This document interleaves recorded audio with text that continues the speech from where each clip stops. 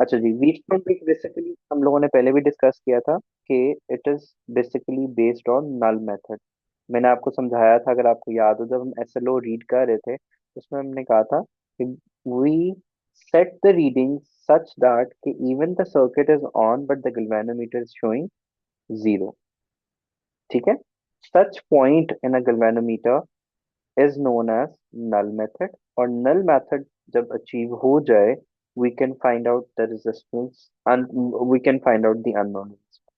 जो फॉर्मूला होता है that is R1 over R3 is equal to R2 over R4। इनमें से एटलीस्ट थ्री रेजिस्टेंसेस जो है वो गिवन होती हैं, एंड फोर्थ को हम लोग फाइंड आउट कर लेते हैं। ये बेसिकली किरचॉफ वोल्टेज रूल को ही यूज करता है अपनी कैलकुलेशंस के लिए। सी वी कैन सी है हमारे पास दो लूप्स बन रही हैं। ठीक है, कौन कौन सी लूप बन रही है? Loop one, loop two and loop three. अब इक्वेशन आपको बनानी आती है, बताओ कैसे बनेगी? पहली इक्वेशन कैसे बनेगी लूप वन की इक्वेशन? I1 R1। ठीक है, आर थ्री जैसे मैं में से बना दो रहा हूँ। करंट मूव कर रहे हैं, I1 और I3। हमने डिस्कस किया था कि जिस लूप के अंदर हम लोग होते हैं उसका करंट बिगर होता है, तो I1 बिगर बिगर होता है। होगा। तो I1 yes sir. Minus I3 into R3। फिर हमारे पास गैल्वेनोमीटर की रेजिस्टेंस आ गई। अब गैल्वेनोमीटर में से कितने कौन कौन से करंट पास आउट हो रहे हैं? I1 और I1 I2। और I2। ठीक है, so I1 minus I two into R G, ये लूप वन हो गई हमारे पास। Okay, moving on to G loop sir. Two. Loop two के अंदर हमारे पास, बताओ क्या इक्वेशन बनेगी? अरे R4 है रजिस्टर, जो ये I3 में वाला, भी और उसमें भी आ रहा है। ये है हमारे पास। पहली क्या बन I2 जाएगी? Minus I3 into R4। नहीं नहीं, पहले पहले हम इसको ले लेते हैं ना, -I2 R2। इसमें से यस दो sir, yes current sir. Move कर रहे हैं which is I2 yes minus sir. I three into R4। R। Yes अब सर। गैल्वेनोमीटर में से, अब चूंकि हम इस लूप को डील करें तो उसका करंट बिगर है, यस। उसका करंट पहले I2 आएगा। Minus I1। I2 minus I1 into R G. और जी। ओके, यस ये सर। हमारे पास आ गई सेकेंड लूप। अब अकॉर्डिंग टू द गैल्वेनोमीटर, ठीक है, हमने क्या किया है? नल मेथड, नल मेथड के अकॉर्डिंगली करंट में क्या होना है? Equals to zero. और वो कब होगा? जब I1 I2 के इक्वल हो जाएगा। ठीक है, अगर हम इस कॉन्सेप्ट को इसमें पुट करें इन दोनों इक्वेशंस के अंदर, ठीक है, तो ये वाला फैक्टर भी क्या हो जाएगा? जीरो। और ये वाला फैक्टर भी क्या हो जाएगा? जीरो। पीछे क्या रह जाएगा? I1 R1 and I1 minus I3 into R3। Second loop में क्या रह जाएगा? I2 R2 and I2 I3 into R4। Okay, yes sir. ये सब इक्वल टू जीरो है, तो मैं अगर इसको इस साइड पे ले जाऊंगा तो ये वाली दो इक्वेशंस फॉर्म हो जाएंगे। Yes sir. आई रिपीट, ये फैक्टर हो गया जीरो, और इसको मैं इक्वल के साइड पे ले गया तो ये इक्वेशन 13.25 बन गई। यहाँ पे ये वाला फैक्टर जीरो हो गया, and I took this to the other side and this become equal to zero. अब हमने क्या बोला है? I1 is equal to I2। ठीक है, तो जहां जहां I2 होगा वहां वहां पे मैं I1 पुट कर दूंगा। ठीक हो गया। अब अगर यस मैंने सर। यहाँ पे इसकी जगह पे I1 पुट कर दिया और इन दोनों इक्वेशंस को आपस में डिवाइड कर दिया, अब देखो ये I1 और ये भी I1, ये कैंसिल आउट हो जाएगा, तो ये बन गया R1 over R2। और ये I1, इस I2 की जगह पे मैंने I1 पुट कर दिया, तो ये वाला फैक्टर भी कैंसिल आउट हो गया। या I1 ही इसको रहने दो, या जो भी आपकी चॉइस है, आप उसको I2, इधर I2 दोनों जगहों पे पुट कर दो, तो भी एक बात ही है। अब ये आपस में क्या हो जाएंगे? कैंसिल आउट हो जाएंगे। ये वाली ब्रैकेट्स से कैंसिल आउट हो गई, और ये R1 over R2 is equal to R3 over R। This is how we would calculate the unknown resistance by Wheatstone rule। अब यहाँ पे लिखा हुआ है, if we connect these three resistance R1 R2 and R3 of known adjustable value and a fourth resistance R4 of unknown value, resistance R1, R2, and R3 are adjusted such that the galvanometer shows no deflections, which means zero value वो show कर रहा है. Then we can easily find out the value of R4. Which equation? I R1 over R2 is equal to R3 over R4 का formula ये है. Yes, sir. Potentiometer basically is a device which is used to find out, जैसे volt meter होता है ना, volt meter के अंदर तो हमारे पास इंटरनल रेजिस्टेंस आ रही होती है. ठीक है. जो हाई ग्रेड वोल्ट मीटर्स होते हैं ना, उसमें जीरो, सॉरी, इन्फिनिट रेजिस्टेंस होती है. और इन्फिनिट रेजिस्टेंस मेंटेन करना is very expensive. This is in high grade volt meter. There's a topic that we are going to study, maybe in first year and second year, I don't know exactly, but you are going to study about galvanometer in detail. Galvanometer होता क्या है and how we convert it into ammeter and voltmeter. ठीक है. तो वो rules के accordingly ये potentiometer basically explain किया जाता है. Potentiometer is basically a voltmeter with greater accuracy and cheaper. Circuit इसका कुछ इस तरीके से डिजाइन किया होता है.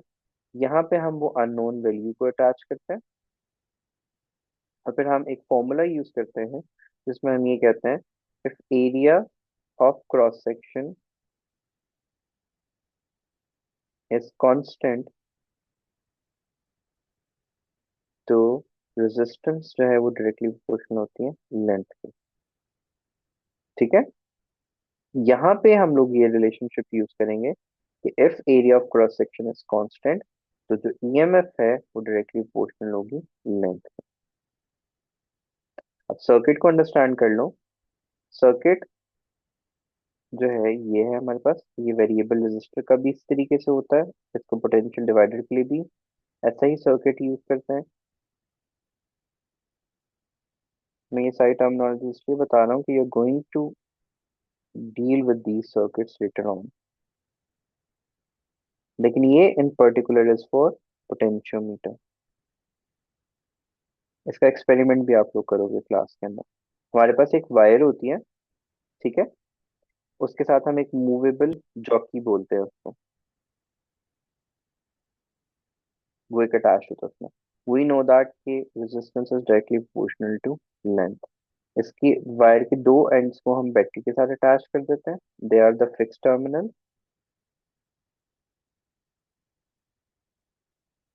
और जो जॉकी के साथ अटैच होता है उसको सी टर्मिनल बोलते हैं. वो मूवेबल होता है. अब हमने क्या करना है, हमने इसको अक्रॉस द वायर मूव करना है सच दैट कि जिस पॉइंट पे आके हमें वोल्ट मीटर जो है वो जीरो वैल्यू शो कर दे. गैल्वेनोमीटर क्या वैल्यू शो कर दे? जीरो वैल्यू शो करे.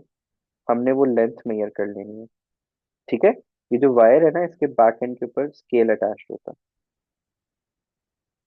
जिस पॉइंट पे वो हमें जीरो रीडिंग दे देगा, मैं उस लेंथ को नोट कर लूंगा. मेरे पास टोटल लेंथ ऑलरेडी 100 सेंटीमीटर होगी. एंड देन मैं उसको फॉर्मूला में पुट करके ये अननोन ईएमएफ को जो है वो फाइंड आउट कर लूंगा. ठीक है. Yes, sir. अब होगा क्या,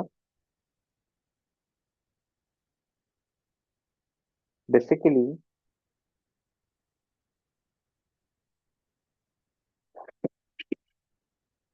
ये जो मैंने आपको बताया, जो इसका फॉर्मूला होता है, ये मेरे पास इनपुट बैटरी होती है, ये मेरे पास अननोन बैटरी है. इसको हमने फाइंड आउट करना है. जो फॉर्मूला होता है वो होता है E1/E2 is equal to L1/L2. हमारे पास जो अननोन बैटरीज की वैल्यूज होंगी, उनके अक्रॉस हम लोग देख लेंगे कि उनकी लेंथ क्या बन रही है. लेकिन कब? जब गैल्वेनोमीटर हमें क्या वैल्यू शो करे? जीरो वैल्यू शो करे. उसके अक्रॉस हम लोग लेंथ्स को फाइंड आउट कर लेते हैं. जैसे इस पर्टिकुलर केस में हमारे पास ई और ई एक्स है. ठीक है. ई की जो वैल्यू है वो किसके बराबर होगी in terms of length? 100 centimetre के. ठीक है. और ई एक्स के अक्रॉस हम वो वाली लेंथ लेंगे जहाँ पे वो जीरो वैल्यू शो कर देता है। फॉर एग्जांपल 70 सेंटीमीटर पे गैल्वेनोमीटर जीरो वैल्यू शो कर देगा। अब ये वाली वैल्यू मुझे पता है। सपोज मैंने 12 वोल्ट की बैटरी अटैच की हुई है। मैं रीअरेंज करूंगा और अननोन बैटरी की वैल्यू निकाल लूंगा यहाँ। ठीक है। ये जो फॉर्मूला है, ये फॉर्मूला हम लोग यूज करते हैं पोटेंशियल डिवाइडर के केस में।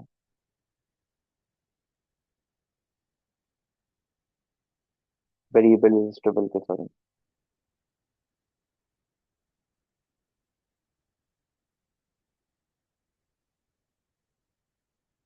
उसका सर्किट भी ऐसे ही होता है। बैटरी अटैच होती है, रेजिस्टेंस होती है, ये ए एंड बी होता है, और ये मूवेबल कॉन्टेक्ट होता है। यहाँ पे हम लोग वोल्ट मीटर सपोज अटैच कर देते हैं parallel to this whole section. अब इस टोटल की जो रेजिस्टेंस होती है, इस पूरे सेक्शन की रेजिस्टेंस मेरे पास कैपिटल आर होती है। इस पोर्शन की रेजिस्टेंस स्मॉल आर होती है। अब देखो, मैं अगर इस टर्मिनल को यहाँ पे मूव कर दूं, एग्जैक्टली इस पॉइंट के ऊपर, ठीक है, तो ये वाली आर की वैल्यू तो क्या होगी, जीरो। क्योंकि अभी वो लेंथ उसकी कोई है ही नहीं हमारे पास, वो एग्जिस्ट नहीं करती। और अगर मैं इस टर्मिनल को यहाँ पे मूव कर दूं, तो आर किसके इक्वल हो जाएगा, कैपिटल आर के। ऐसा ही है। Do you understand this section? जब वो एट पॉइंट बी होगा, R is equal to zero, and at point A क्या होगा,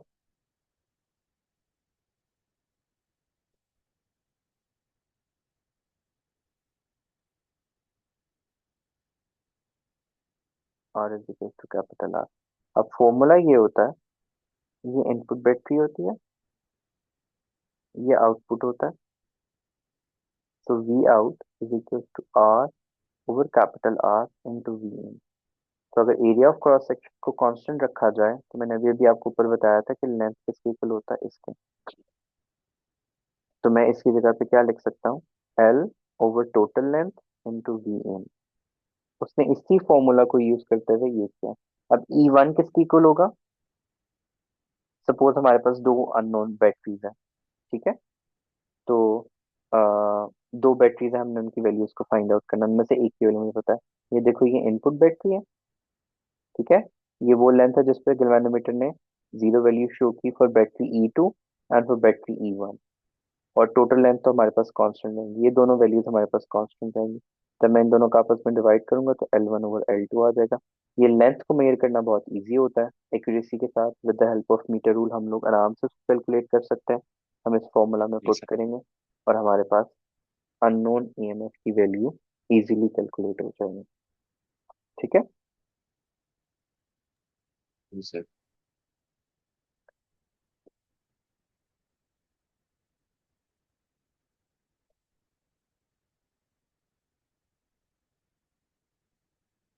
ये इन्होंने यहाँ पे इन टर्म्स ऑफ रेजिस्टेंस बात की है। लेट्स सी कि उन्होंने किस तरीके से इसको डिवाइड किया है। ये वो जो ई वन और ई टू का मैंने आपको बताया ना, हम लोग जब इस की वन को ऑन रखेंगे, जब हम इस की को इन कर देंगे, तो यहाँ से मेरे पास एल वन की वैल्यू आ जाएगी। जब मैं इस की को निकाल के इसको ऑन करूंगा, तो यहाँ से एल टू की वैल्यू आ जाएगी। फिर क्या फॉर्मूला यूज करेंगे, E one over E two is equal to L one over L two. यहाँ से मैं इसकी वैल्यू निकाल लूंगा। ठीक है। जी सर। ये उसने वो रिलेशन डिस्कस किया हुआ जो हमने पीछे किया था, E is proportional to length. ठीक है। ये फॉर्मूला हमने आई का पढ़ा था, कौन सा, EMF is equal to I into R plus R. ठीक है, ये वो फॉर्मूला आ गया। अब अगर EMF is proportional to length, तो ये वाला फैक्टर किसके, ये किसके इक्वल है, आई आर के। ठीक है। This this whole thing is equal to I R, because ये किसकी वैल्यू को शो कर रहा है, ये करंट की वैल्यू को शो कर रहा है, और ये आर। तो V is equal to Ohm's law के अकॉर्डिंगली वोल्टेज जो पोटेंशियल ड्रॉप है, वो किसके इक्वल है, प्रोपोर्शनल टू लेंथ। तो बस उसने वही फॉर्मूला रीअरेंज किया हुआ है, एल वन और एल टू को, ये ऊपर इसमें रिलेशनशिप्स को डिस्कस करें, is directly proportional to L1, और जो L2 है वो प्रोपोर्शनल है IR के, क्योंकि वो पोटेंशियल ड्रॉप को शो कर रहा है ना, इस वजह से। Do you get the point और should I repeat everything again? ये मेरे पास कौन सी है? एंड वी इन है, ठीक है, वो टोटल लेंथ के बराबर होगी विच इज L1, ठीक है। और ये E2 है, जो कि पोटेंशियल ड्रॉप है अक्रॉस दिस रेजिस्टेंस। अब पोटेंशियल ड्रॉप का फॉर्मूला क्या होता है? V is equal to I R. I किसके बराबर होती है? EMF over R plus R के, तो ये वाला फैक्टर आ गया उसकी जगह पे। अब जो ये वाली बैटरी है, ये तो प्रोपोर्शनल थी लेंथ L1 के, ये किसके प्रोपोर्शनल होगी? लेंथ L2 के। फिर जब इन दोनों को डिवाइड करेंगे, मेरे पास ये वाली रिलेशनशिप आ जाएगी, ठीक है। ये उसने yes sir, internal okay. Calculate करने को बोला हुआ है। वो ये अननोन बैटरीज को कैलकुलेट करने के लिए, या अननोन EMF को फाइंड आउट करना है, तो हम इस फॉर्मूला को यूज कर सकते हैं। ये वो डायग्राम जो हमने पीछे अभी भी पढ़ के आए, तो ये वाली लेंथ वो है कि जब गैल्वेनोमीटर किसको शो करेगा? जीरो रीडिंग को। ये टोटल लेंथ L है हमारे पास, और ये व्हीटस्टोन ब्रिज की क्वेश्चन उसने आर, ये उसने RPQ1 तो मैंने R1 R2 के अकॉर्डिंगली क्वेश्चन कर दी थी, ठीक है। डेरिवेशन मैंने आपको पीछे एक्सप्लेन कर दी, यहाँ पे उसने डायरेक्ट रूल्स लगा के बताया हुआ। वो मैंने आपको डिटेल में बता दिया था सारा कुछ। जो लास्ट टॉपिक है विच इज थर्मिस्टर, थर्मिस्टर को हम नेगेटिव टेम्परेचर कोएफिशिएंट भी कहते हैं, negative temperature coefficient.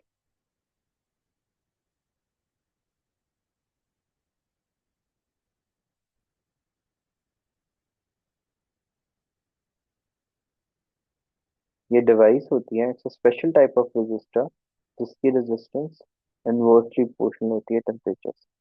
That is क्या, कि टेम्परेचर इंक्रीज करेगा तो रेजिस्टेंस क्या करेगी? डिक्रीज करेगी।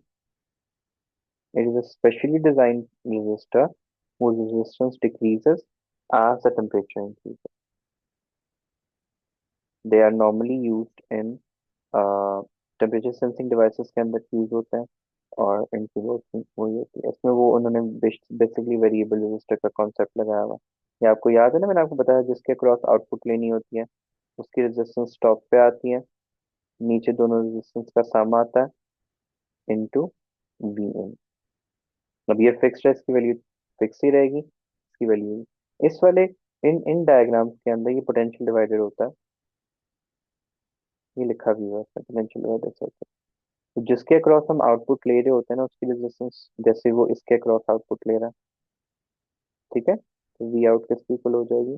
RT/RT plus R1 to we इन। इसमें एक और चीज को अपने ध्यान में रखना होता है कि रेजिस्टेंस डायरेक्टली प्रोपोर्शनल होती है पोटेंशियल ड्रॉप के। यानी अगर यहाँ पे टेम्परेचर डिक्रीज करेगा, तो यहाँ पे वोल्टेज रेजिस्टेंस भी क्या करेगी? इंक्रीज करेगी। और वोल्टेज भी क्या करेगी? पोटेंशियल ड्रॉप भी क्या करेगा? इंक्रीज करेगा।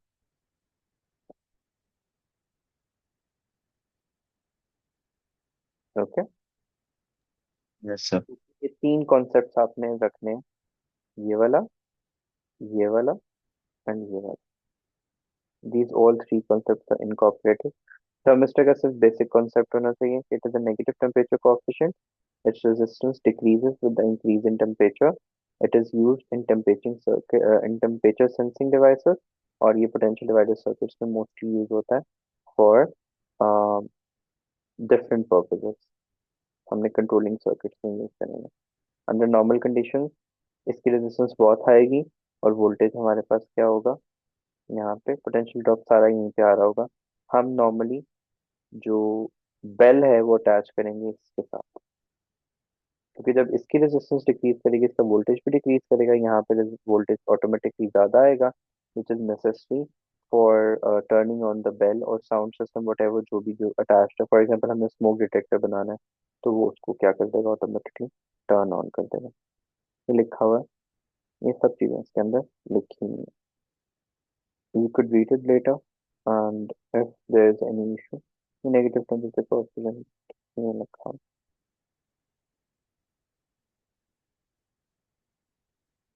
बाकी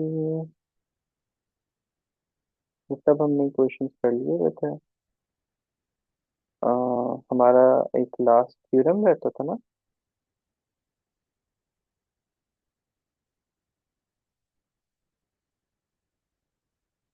ओके। Yes sir. ये 6 वोल्ट है, ये 9 वोल्ट है, तो इसके अकॉर्डिंगली हम लोग लूप्स बना लेंगे। ठीक है। इसकी अब बनाओ, सबसे पहले क्या बनेगी? 9 plus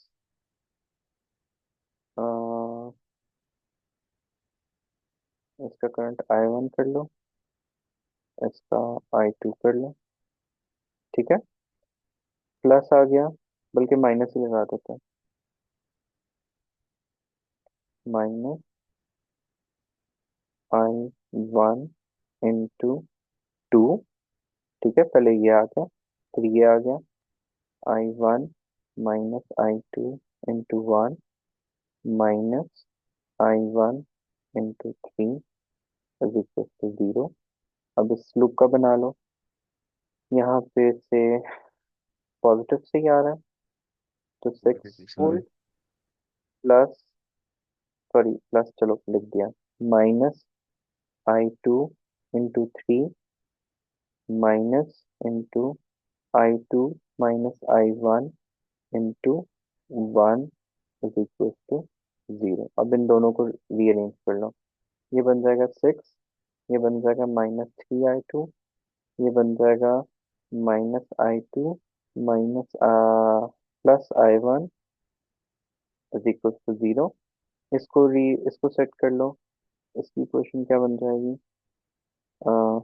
9 -2 I1 -I1 plus I2 -I13 is equal to 0। ठीक है। अब यहाँ से आपने रिजल्ट निकाल लेने कंपैरिजन्स करके। ये दोनों क्या रह जाएगा? 6 - 4 I2 I plus I I ये 4 होगा सर। Equal to 0। इसमें बन जाएगा 9 - 3 I। I1। इसमें ज्यादा क्यों बन रहा है? अच्छा, इसमें 3 थे, इसमें 2 थे। एक I1 ये है, एक I1 ये है, एक I1 ये है, तो ये माइनस माइनस माइनस 6 बन जाएगा ये। -6 I1 plus I2 is equal to 0। हम इन दोनों इक्वेशंस को आपस में कंपेयर कर लो।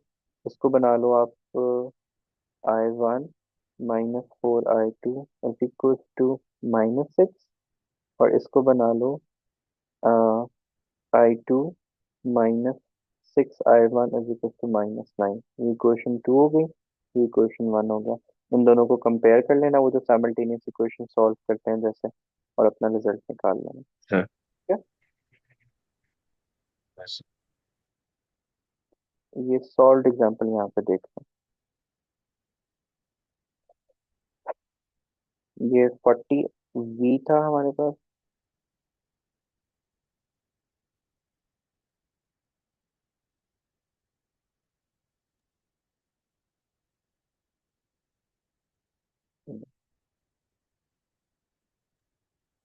यहाँ से थ्योरी भी काफी सारी दी हुई है। हाँ, बट हमें जब इक्वेशन समझ में आ गया, हमें डिटेल में जाने की जरूरत है। 40 I1, ये 10 I1 हो गया। ये इसको उसने मल्टीप्लाई कर दिया, और ये 40 और 60 को डील कर लिया उसने पहले, तो वो 20 वोल्ट बन गया। ये I10 I1, 10 को कॉमन ले लिया, पीछे I1 रह गया, -10 को कॉमन ले लिया उसने। ठीक है, तो -10 को कॉमन ले लिया, तो I1 और ये वाला माइनस माइनस प्लस हो जाएगा। 3 × I1 - I2 0। अब इन इस सारे को डील कर उसने ऐड कर दिया, उसको मल्टीप्लाई करके I1 प्लस 3 I1 कितना बन जाएगा? 4 I1 और -3 I2 इज इक्वल टू 20। ये उधर पहले चला जाएगा, ये इक्वेशन इस साइड पे चली जाएगी तो पॉजिटिव हो जाएगा। ये 10 2 से डिवाइड हो जाएगा, तो 2 रह जाएगा हमारे पास यहाँ पर। एक इक्वेशन ये बन गई, सेकंड इक्वेशन की वैल्यू ये बन गई। अब इन दोनों को आपस में क्या कर लिया, साइमल्टेनियस इक्वेशंस लगा के देखो क्या बन रहा है। 4 I1 -3 I2 is equal to 2, and 6i1 -9i2 is equal to 2। अब इसको अगर मैं 3 से मल्टीप्लाई कर दूं और इसे माइनस कर दूं